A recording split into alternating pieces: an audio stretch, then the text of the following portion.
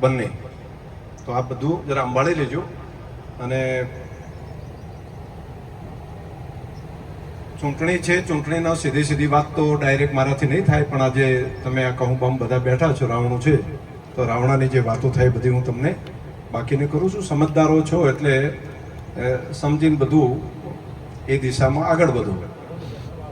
અને એમાં તમારું મારું ને આપણા વિસ્તારનું બધાનું હિત આ બંને જણને અને બાકી જ્યાં જ્યાં છે એમની સાથે જે જોડાયેલા જ્યાં આપણે છે એ જ પ્રમાણે આગળ વધીને દરેક જગ્યાએ પરિણામ લાવો. એમ જ બધાનો ધર્મ, સંસ્કૃતિ, સનાતન અને વિકાસ એ બધું એની અંદર રહેલું છે. બસ શિવરામભાઈ, તો બંને જણને મોટા મતથી જીતે એના માટે બધા સંકલ્પ કરો છો. પહેલી વાત એથી જ કરું તો હાથ ઊંચા કરીને જય બોલાવો. બોલો અંબે માત કી જય. ખૂબ આભાર, ધન્યવાદ. બેસો જણા. અને હા, એમને આશીર્વાદ આપે એટલા માટે તમે બેસો. હમણાં જીવરાજભાઈએ પણ સરસ બધી વાત કરી. રાવજીએ, બારોટજીએ પણ ઘણી બધી વિકાસના કામોની વાત બધાની વચ્ચે મૂકી. બાકી પણ આગેવાનોએ બધાએ વાત કરી હશે. મને કીધું કે તમે આવો ઘડી, ભલે ખેસ ને ઝંડા ને એવું નહીં રાખો, પણ તમે આવીને 5 મિનિટ મળો એટલે મને પણ અહીંયા તમને બધાને મળવા માટેનો મોકો આપ્યો. એ માટે તમારા બધાનો હૃદયથી ખૂબ ખૂબ આભાર અને ધન્યવાદ. મર્યાદા કેવી હોય છે અને કેવી મર્યાદાઓ કઈ કઈ રીતે પાલન કરવાનું હોય છે. પૂરું જીવનમાં રાજનીતિ જીવનમાં આવેલા હોય અને રાજનીતિમાં રહ્યા પછી પણ અહીંયા આવીને એમ કહેવાનું હોય કે ભાઈ ખેસ ને ઝંડા ના રાખવાનું. અમુક બાબતો બોલવાની હોય તો ના બોલી શકાતું હોય, જે વાત કહેવાની હોય તો પણ ન કહી શકાતી હોય. એની મર્યાદા તમે બધા સમજતા હશો. અને એક ઘટના નથી, આવી તો કેટલી ઘટના હોય કે જ્યાં આપણે બોલી ના શકાય. એનો બધા એકબીજાને સમજવાનું હોય છે, ભરોસો હોય છે. એવી કેટલીય બાબતો એવી છે કે જે અમુક ટાઈમે નથી બોલાતી કોઈ બીજા બોલ કરે તો પાછા ઘણી વખત બધા સમજી પણ બીજું જાય છે કે ના નથી કહેતા ને કે તો આ બોલે નહીં, આ તો કે નહીં, આપણને વાત ના કરે. પણ કેટલીક મર્યાદાઓ એવી રહેલી છે કે અમુક બાબતો નથી કહી શકાતી. એટલે અમુક બાબતો સમજવા જેવી હોય છે અને બીજી ભરોસો રાખવાનો હોય છે. દરેક બાબતનો ભરોસો છે એ સૌથી મોટી બાબત છે. એટલે એમ કે આટલું કીધું તો ચમ ના બોલ્યા, ચમ ના કીધું, પણ બીજાની જેમ એ રીતે નથી બોલી શકાતું. કેટલીક મર્યાદાઓ રહેલી છે એટલે બાકી બોલતા હોય ને બાકી કેટલાક જણાએ કામ કરવાનું હોય, કેટલાકને એક્શન. હવે એક્શનમાં પરિણામ જે છે એક દાડે નથી બધા દેખાતા હોય. તો કેટલાક પરિણામો 10 દિવસે દેખાય, કેટલાક 15 દાડે દેખાય, કેટલાક મહિને દેખાય ત્યારે બધા એમ કે ના વાત તો સાચી હતી, આ વાત તો બરાબર હતી. પરંતુ એ પરિણામ દેખાય નહીં ત્યાં સુધી તો એમ જ કે ના આમાં જ ક્યાંક બોલતા નથી ને એટલે કંઈક હશે. એટલે અમારી જે આ મર્યાદાઓ છે એ મર્યાદાઓને બધા જાતે સમજજો, ધ્યાન રાખજો અને ગંભીરતાપૂર્વક વડીલો, યુવાનો અહીંયા આગળ બધા આવ્યા છે તો એમને પણ બધાને મારી આટલી પ્રાર્થના છે. પણ દેખાતું હોય છે, કેટલીક બાબતો તરત ના દેખાય, કેટલીક બાબતો થોડી મોડી દેખાય, કેટલીક બાબતોની ખબર વહેલા મોડા પડતી હોય છે. પણ ન પડે ત્યાં સુધી જો કોઈ બોલે નહીં તો જૂઠ છે ને એને એ વધારે ગતિથી ચાલે. જૂઠ છે ને એ વધારે દોડતું હોય એટલે સત્ય છે એને થોડુંક તકલીફ પડતી હોય છે. સત્યને હર હંમેશ કસોટી ઉપર ચડવું પડતું હોય છે. સત્યને દર વખતે સોનાની કસોટી થતી હોય છે દર વખતે. બાકી કઈ પિત્તળ માટે કઈ એવા અખતરા આવતા નથી હોતી, બધાને ખબર જ હોય. સોનું હોય એને એના ઉપર ઘણ લાગે, સોનું હોય તો એને ટીપાવવું પડે, સોનું હોય તો એને તપવું પડે અને એમાંથી દર વખતે કસોટીની અંદરથી એને પાર નીકળવું પડતું હોય છે. અને પરીક્ષા કોની થાય? આ બધી પરિસ્થિતિની અંદર, આ બધા વાતાવરણની અંદર તમને બધાને મારી પ્રાર્થના છે કે ધૈર્યપૂર્વક, ધીરજપૂર્વક કોઈ પણ પ્રકારનું ષડયંત્ર આપણને વિકાસથી દૂર કરવા માટેનું ચાલતું હોય તો એમાં એકલો શંકરભાઈ કંઈ ના કરે, તમારે બધાએ પડખે રહેવું પડશે. તમે બધા મહેનત કરશો તો જ ષડયંત્રની અંદરથી બહાર આવશે અને બધું ખુલ્લું આવશે. હું તમને ભરોસો આપું છું. મેં અગાઉ પણ જ્યારે કીધું છે કે કોઈ પણ પ્રકારનું ષડયંત્ર, કોઈ પણ પ્રકારનું ગોઠવવાનું કરતા હોય તો એને થોડું મોડું લાગે, પરંતુ ખબર તો પડે કે કોણ કરે છે, કઈ રીતે કરે છે, બધું કમ્પ્લીટ હોય. આખા ગુજરાતમાં ઝંડો થરાદની અંદર લહેરાતો હોય, એક થરાદવાસી ગૌરવ અનુભવતો હોય કે આજે અમને ગૌરવ છે કે અમે થરાદવાસી છીએ. અને એને હજુ મહિના નથી થયા, ગણતરીને જ હમણાં 26મી જાન્યુઆરી થી ના હજુ એપ્રિલ મહિનો ચાલે છે કે 6 મહિના 12 મહિના નથી થઈ ગયા અને ત્યારે બાદ ધ્યાન લાગે કે આપણું થરાદ, વાહ આપણો વટ છે, આપણા થરાદનો વટ છે કે આખા ગુજરાત અને ગુજરાતની રાજધાનીનો એનો ધ્વજ જે લહેરાવાનો હોય એ આપણા થરાદમાં આઝાદીના આટલા વર્ષો પછી પહેલી વખત લહેરાતો હોય. એક એક થરાદવાસી એનું ગૌરવ લેતા હોય. આ નાની ઘટના ના હોય, એક એક વ્યક્તિને એમ લાગતું હોય કે દિવાળીની જેમ એનો ઉત્સવ ઉજવતા હોય અને બધાને લાગે કે આપણા વિસ્તારના વિકાસનું સૂર્યોદયની શરૂઆત થઈ છે અને 36 કોમ દરેક જ્ઞાતિ સમાજને એમ લાગે કે આપણું ભવિષ્ય ઉજળું થઈ રહ્યું છે. આ આપણા થરાદના આંગણે આ વિકાસની યાત્રા ચાલતી હોય અને એને હું હજુ 12 મહિનાની વાત નથી કરતો. અહીંયા તલાવ ભરાવાનો વાત હોય તો કેટલાય વર્ષોના આપણા સપના, આપણને એમ લાગે કે નહેર આટલા વિસ્તારમાં આવી તો આપણા વિસ્તારના 15-20% વિસ્તારની અંદર નર્મદાની નહેર આવી, પરંતુ હજુ 70-80% વિસ્તાર તો આપણો નર્મદાના પાણીથી આપણો વંચિત હતો. અને એમાં જો નર્મદાના પાણીથી તલાવ ભરાય તો જે વિસ્તાર કાયમી તકલીફ વાળો આપણો રહ્યો હતો એના દુઃખના દિવસો પૂરા થાય, એની સુખની શરૂઆત થાય. એની શરૂઆત થઈ અને એના કેટલાય તલાવો ભરાવાનું ચાલુ થયું અને જે ગામોમાં જે તલાવો નથી પહોંચે તે પાઇપો નાખવાનું કામ ચાલતું હોય. ધમધોકાર નજર સામે તમે બધા જોતા હો. આ કામ કઈ આંખો બંધ કરીને કોઈ બેસે તો પણ ખબર પડે એવું કામ છે. આ એક વિકાસ માટેની આ વિકાસની ખૂબ મોટી શરૂઆત થઈ ગઈ. આપણે ત્યાં આપણા MP સાહેબ તરીકે પરબતભાઈ સાહેબે અહીંયા એગ્રીકલ્ચર માટેની કોલેજ એમણે ચાલુ કરી, સાયન્સ કોલેજ ચાલુ કરી અને હજુ ઘણા બધા કામ આપણા દીકરા દીકરીઓને બહાર ભણવા જવું પડે છે. આપણી દીકરીઓને છે ગાંધીનગર સુધી ભણવા જવું પડે છે. એને બદલે આપણા વિસ્તારની અંદર જ આપણા થરાદના આંગણે જેની વ્યવસ્થાઓ આપણે ઊભી કરવા માટેનું મોટું અભિયાન હાથ ઉપર લઈ લીધું છે. અને એક કોઈ શિક્ષણની સંસ્થા નહીં, ગાંધીનગર કે અમદાવાદ કે દિલ્હી જવું પડે એને બદલે બધું શિક્ષણનું સંકુલ આપણા ઘર આંગણે થાય અને એનું કામ ધમધોકાર હાથ ઉપર લીધું હોય. આ નાના કામ નથી. આવતી ભવિષ્ય બધાનું ઉજળું થાય એના માટેના કામો છે. એક સાથે 8 કરતા વધારે સબસ્ટેશનો લાઇટના ચાલુ કર્યા હોય. કોઈ આખા ગુજરાતનો કોઈ એકમાત્ર વિસ્તાર હશે કે લાઇટનો લો વોલ્ટેજનો પ્રશ્ન કાયમી ભૂતકાળ બની જાય અને કાયમી કોઈ પણ ખેડૂતને પ્રશ્ન ના થાય એ પ્રમાણનું મોટું કામ 8 જેટલા સબસ્ટેશનો એક સાથે આપણે મંજૂર કરવા રહ્યા છે અને કામ ચાલુ કરવા રહ્યા છે. વર્ષોની વડીલોની માગણી કે અમારે જીવતા જીવ આ પાલનપુરની ધક્કા થાય છે ને એને બદલે જો થરાદ જિલ્લો બની જાય ને તો અમારું સપનું સાકાર થઈ જાય.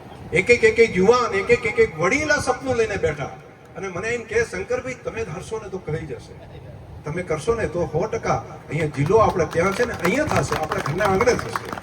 અને જિલ્લો આપણો થરાદ જિલ્લો આખા ગુજરાતમાં એકમાત્ર જિલ્લો જાહેર થાય અને એનું નામ આપણો થરાદ હોય. આ નાની ઘટના નથી. આ ઇતિહાસની અંદર બનેલા કેટલાક આ કામો છે.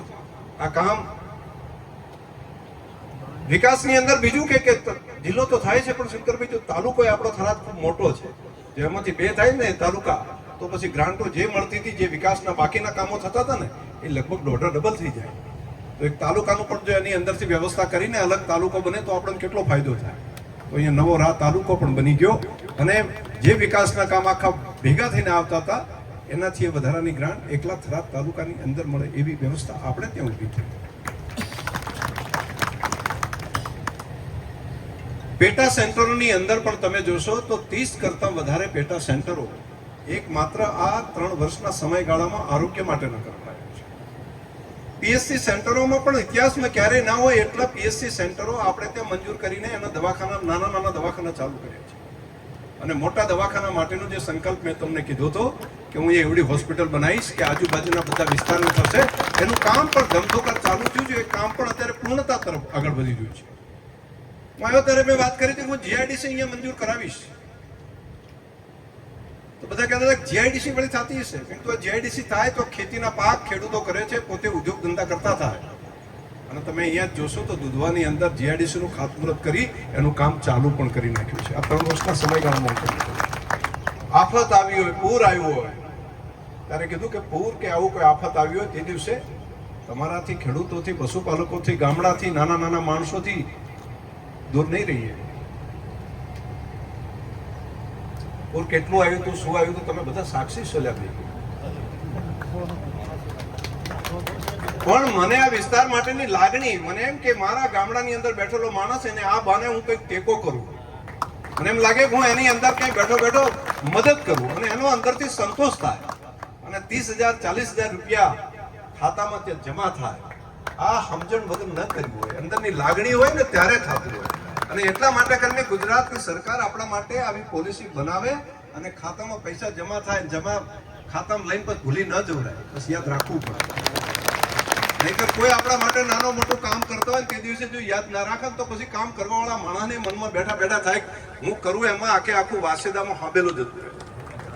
તે દિવસે તો અમારે તો આ જરૂર જ એ દિવસે કહેવું પડે ને કે શંકરભાઈ અમે બેઠા, અમને સમજણ પડે છે, તમે જે અમારા માટે દિલ ખોલીને કામ કરો છો ને બધા માટે, તો અમે માથે ગુણ ભૂલાવ્યા નથી. આ વાત તો થવી પડે કે નહીં. પૂર આવ્યું તો પૂર તો પહેલા આવતા હતા, અત્યારે આવે છે કે આઝાદી પછી પહેલું આવ્યું એવું નથી. પરંતુ ગામમાં કોઈ દાડો ના જોયો ને એટલા ગંઠા હંગાથેની ગાડીઓ એક એક ગામની અંદર 10 15 25 ખટારા ભરી અને ઘાસડીઓ આવતી હોય પહેલી વાર તમે જોયું હશે ઇતિહાસની અંદર. સાચું કહું છું કે અમને હું કહેતો કહો જરા સાચું હોય તો હાથ ઊંચા કરો, નહીતર પછી વાત કરતા હોય ને તે દિવસે કોણ કે છે સાચું? તો ના કર્યું હોય તો તમે નતા કહેવાના મને કે તમે ઘાસડી વાળો, તમે માજી નથી, કોઈ માગ્યું હોય કહો કે આટલા ઘંટા દઈને પહોંચાડો, એમાં કોઈ આવીને અરજી આવી હોય, કોઈએ વાત કરી હોય કહો, શું કામ કર્યું? શેખ ત્યાંથી કરીને એક ટ્રકના ખાડીનું ભાડું થાય ને 30 40 50 હજાર તો ખટારાનું ભાડું થતું. તો એના પૈસા તમે જોશો ને તો એ લાખોમાં નહીં કરોડો રૂપિયા તેનું ભાડું થાય. એટલા સરકારી ખર્ચે કરીને એક ગામની અંદર ગાડીઓ ટ્રકોની ટ્રકો આવીને પહોંચાડી હોય. દરેક ગૌશાળાની અંદર તમે જોશો હજુ હતી બધા કામ. જો આટલા કામો કર્યા ચીડે પણ કોક નાનકડું કોક ષડયંત્ર બેઠા બેઠા કોક મીડિયા બનાવે, કોકનું પેલું થાય, એના કારણે કરીને જો એમાં મારે મત માંગવા આવવા પડે તો મારે એના માટે પછી હવે તો, અને એના માટે મારે ખુલાસા કરવાના કહેવાનું મોલ્યા તમારા ભેગો છું, એના માટે મારે કહેવું પડે કે હું તમારા ફડકે છું.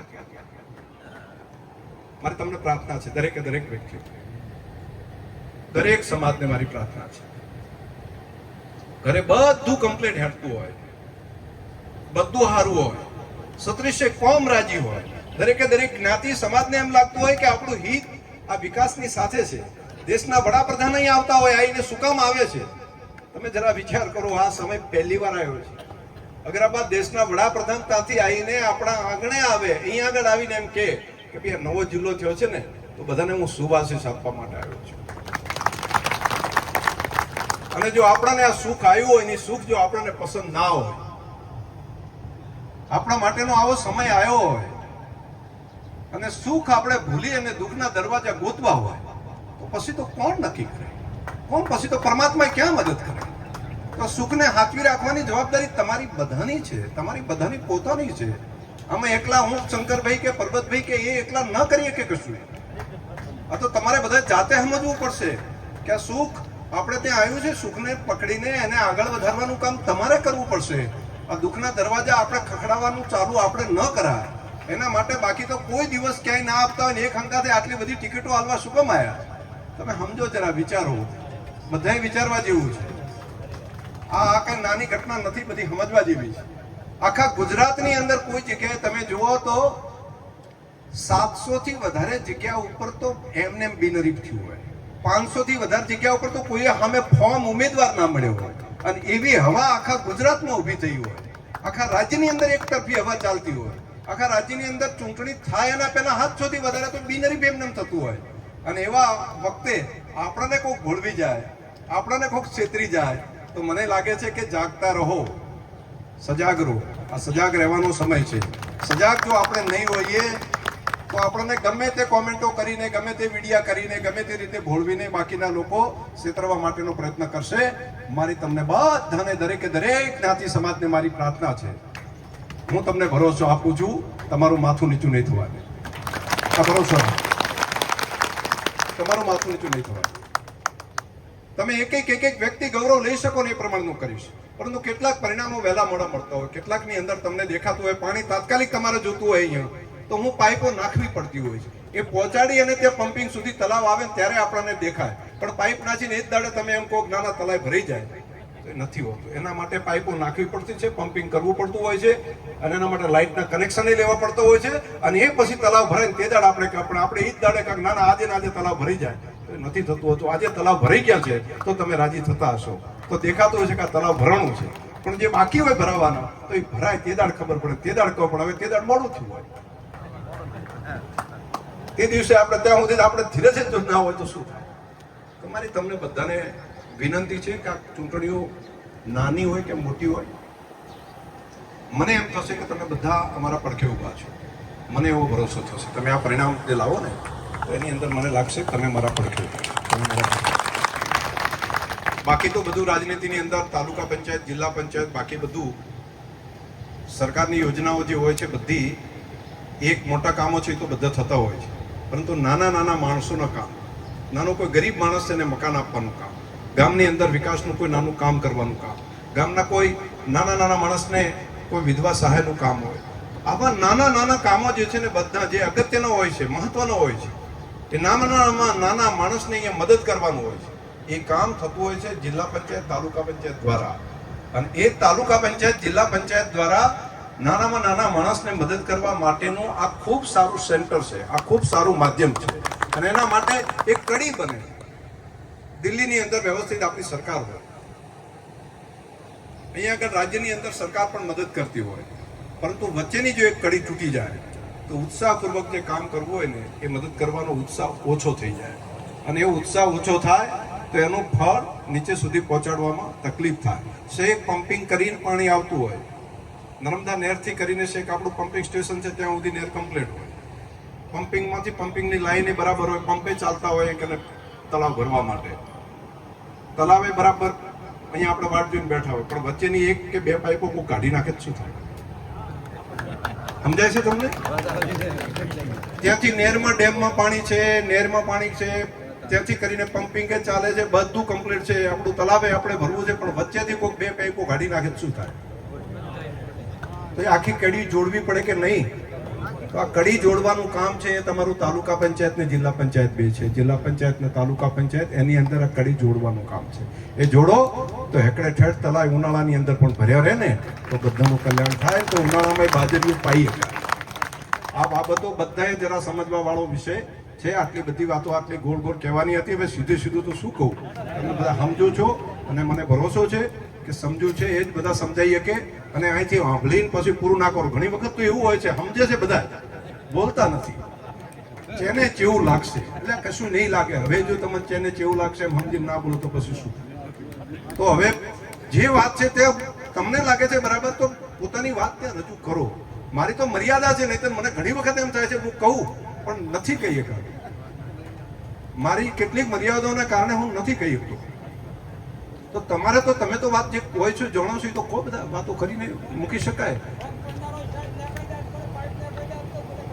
બસ આ જ વાત છે તમારી, આ બધા તમે સમજો છો. તો આ વાત એક એક વ્યક્તિએ સમજીને આગળ ચાલવું પડશે. બસ આટલી જ વાત હતી. બંને આપણા ઉમેદવાર અને બાકી પણ આજુબાજુ જ્યાં જ્યાં છે તો બધા જે છે એ બધા ઉમેદવારોને રાષ્ટ્રવાદ ઉપર, સનાતન ધર્મની સાથે રહેવાવાળા, અને બાકી એ જ ઉમેદવારો છે એમને બધાને તમે ખૂબ મોટી પ્રમાણની અંદર વિજય બનાવો એવી તમને બધાને પ્રાર્થના છે. વિકાસની સાથે જોડાઓ, મોદી સાહેબની સાથે હોય, જે ભૂપેન્દ્રભાઈ પટેલની સાથે હોય અને વિકાસની સાથે હોય એવા બધા ઉમેદવારોને વિજય બનાવો એવી બધાને પ્રાર્થના. આપ સૌનો હૃદયથી ખૂબ ખૂબ આભાર. હવે આમ ભાળી લેશો ને બધા, તો જરા આમ ફકડીને બોલો, ચેડેથી કરીને, મોઢેથી કરીને બધાને. તો મારી સાથે જય બોલો. ભારત માતા કી, ભારત માતા કી. આપ સૌનો આભાર. અને તમને પણ ભરોસો આપું છું કે અહીંયા આગળ જિલ્લા પંચાયત ને તાલુકા પંચાયત અને નગરપાલિકા અને બધું એ પ્રમાણે બનાવો કે મેં જે 3 વર્ષના સમયગાળામાં કામ કર્યા છે, હજુ પણ 2 વર્ષ એના કરતાં પણ વધારે કામ કરીને આ વિકાસની યાત્રાને આગળ આપણે વધારીએ એટલી મારી પ્રાર્થના. આપ સૌને ભરોસો. ધન્યવાદ.